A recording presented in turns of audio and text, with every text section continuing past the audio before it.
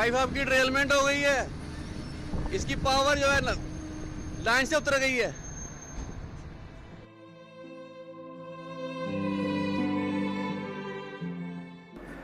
अस्सलाम वालेकुम। कल सुबह घोटकी रेलवे स्टेशन पर 5 अप ग्रीन लाइन एक्सप्रेस जो कराची से इस्लामाबाद जाती है उसको एक अनफॉर्चुनेट एक्सीडेंट का सामना करना पड़ा जब उसका लोकोमोटिव या इंजन जो है वो पटरी से उतर गया लेफ़्ट साइड पर और काफ़ी दूर जाकर वो बिलाखिर रुका। तो ये जो आपने इंट्रो में वीडियो देखी ये एक दूसरी ट्रेन के पैसेंजर ने बनाई थी जो ग्रीन लाइन को कवर कर रहा था। अब मैं बताता हूँ कि हुआ क्या। हुआ कुछ यूँ कि रोडी रेलवे स्टेशन पर फ़रीद एक्सप्रेस और ग्रीन लाइन एक्सप्रेस साथ साथ थीं। फ़रीद एक्सप्रेस कुछ देर पहले ग्रीन लाइन से निकल गई स्टेशन से, उसके बाद ग्रीन लाइन निकली और जब घोटकी पहुँचे तो फ़रीद एक्सप्रेस ने ग्रीन लाइन को रास्ता देने के लिए प्लेटफॉर्म वाले लाइन पर खड़ी हो गई ताकि ग्रीन लाइन गुजर जाए। अब ग्रीन लाइन के इंजन को किसी वजह पर, नामालूम वजह पर वो डीरेल हो गया और वो लेफ़्ट साइड पर पटरी से उतर गया। उसके व्हील्स जो हैं वो आधे पटरी पर और आधे कच्चे में और आधे दोनों पटरियों के दरमियान में।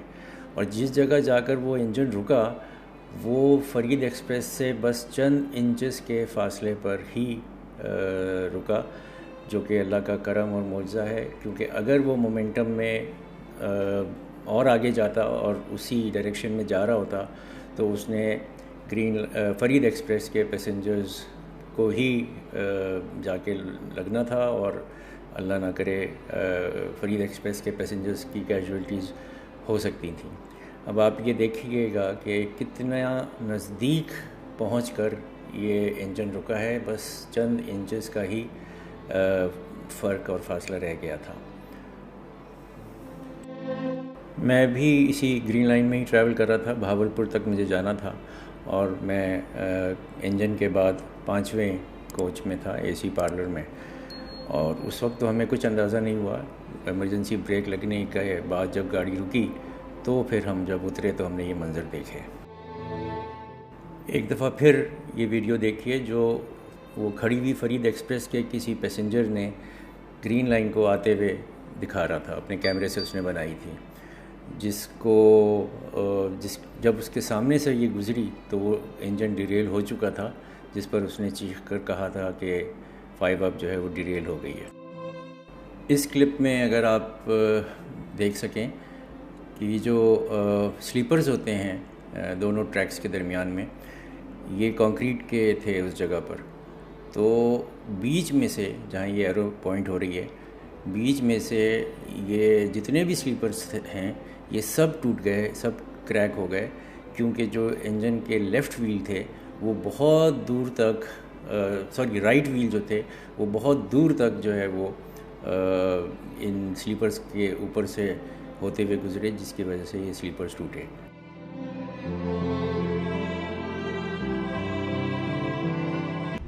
अच्छा, इस हादसे की वजह से जो हमारी ग्रीन लाइन को पेश आया है तो ये रहमान बाबा एक्सप्रेस गाड़ी ट्रेन जो है जो कराची की तरफ जा रही है, इसको लूप लाइन पर डाइवर्ट करके यहाँ से गुजार रहे हैं ऐसा ऐसा।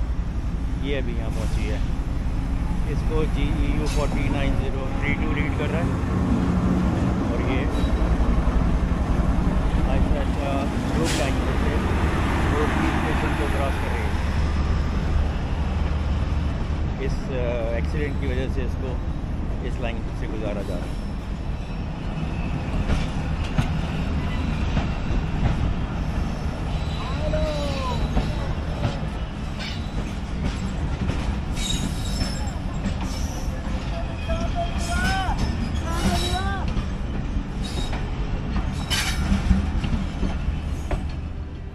कुछ देर के बाद रेलवे वालों ने जब महसूस किया होगा कि जो फ़रीद एक्सप्रेस खड़ी हुई थी वो अगर गुज़र सकती है इसी सूरत हाल में कि इंजन बहुत करीब तो है उसके, लेकिन अगर वो गुज़र सकती है, तो ये वो मंज़र है जब फ़रीद एक्सप्रेस जो है वो अपनी जगह से चली और आगे अपने मंजिल की तरफ गई।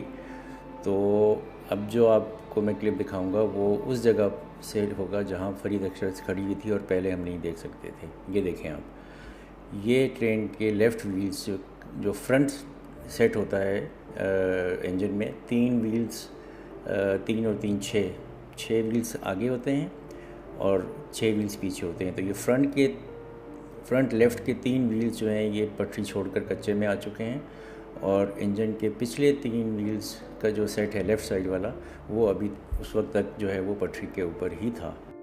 अब हुआ ये है कि जैसा आप देख रहे हैं GEU 409044 इंजन लग गया है ग्रीन लाइन में। 9007 जो कराची से आया था वो हादसे का शिकार हो गया था। तो 9044 लीड करेगा अब ग्रीन लाइन को, जो इस वक्त डाउन लाइन पर खड़ी है, क्योंकि इसको पीछे लेकर गए थे और इसको डाउन लाइन पर लाए थे।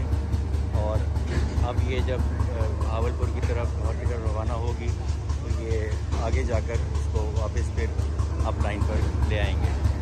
तो अल्लाह का शुक्र है कि कोई जानी नुकसान नहीं हुआ जो हादसा हुआ था, और कोई और डैमेज नहीं हुआ, इंसानी जान भी बची, और सिर्फ इंजन जो है वो डीरेल हुआ है, वो तो वापस ले आएंगे उसको। बहरहाल ये तकरीबन इस वक्त बज रहे हैं 10:30। ये 3-3.5 घंटे के बाद अब ये ट्रेन रवाना होने के लिए तैयार है। तो इसका डिपार्चर आपको मैं दिखा देता हूँ। मैं इस ट्रेन में अब क्यों नहीं हूँ, तो उसकी वजह यह है कि चूँकि मैंने भावलपुर तक जाना था, और भावलपुर में अगर ये ट्रेन अपने टाइम पर वहाँ पहुँचती तो मेरा वहाँ 3 घंटे का स्टे होता, और फिर मैं लाहौर से आने वाली शालीमार एक्सप्रेस जो कि वहाँ 12:30 बजे पहुँचती है भावलपुर में, तो मैं उसको लेता और वापस कराची की तरफ रवाना हो जाता। लेकिन अब ये 3.5 घंटे यहीं लेट हो गई है। तो जब ये पहुँचेगी भावलपुर तो उस वक्त तक शालीमार एक्सप्रेस तो अपने टाइम पर भावलपुर से निकल चुकी होगी। तो उस ट्रेन को मैं भावलपुर पहुंच के तो नहीं पकड़ सकता।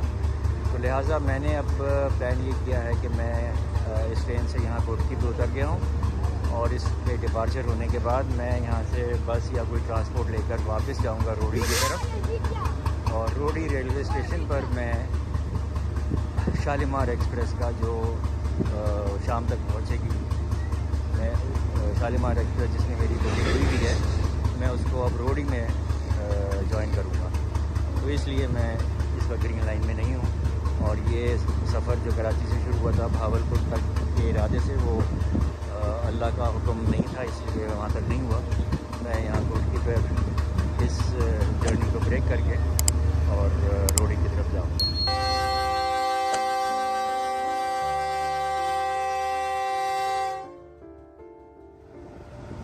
ओके, तो जनाब ट्रेन मूव होना शुरू हो गई।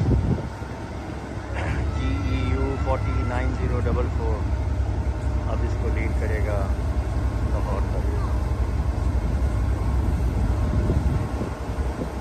मेरा नामुकम्मल सफ़र इस ट्रेन में, लेकिन मेरी प्रॉब्लम ये है कि अगर मैं इसमें बैठ जाऊँ तो फिर मुझे शालीमार मिस हो जाएगी, और पता नहीं फिर कौन सी मिलेगी या नहीं मिलेगी, और मुझे वापस बहरहाल कराची आज रात को पहुँचना ही है।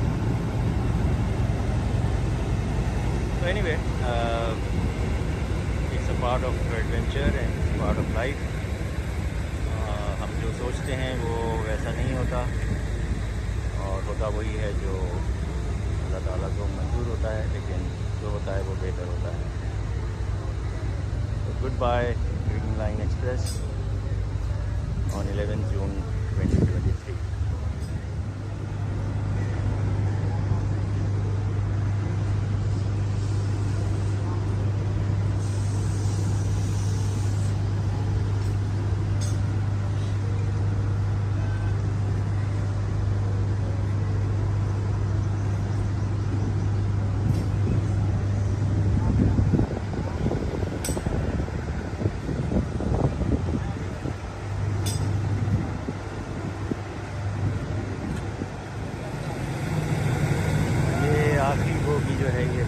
वैन लगी हुई है इसमें।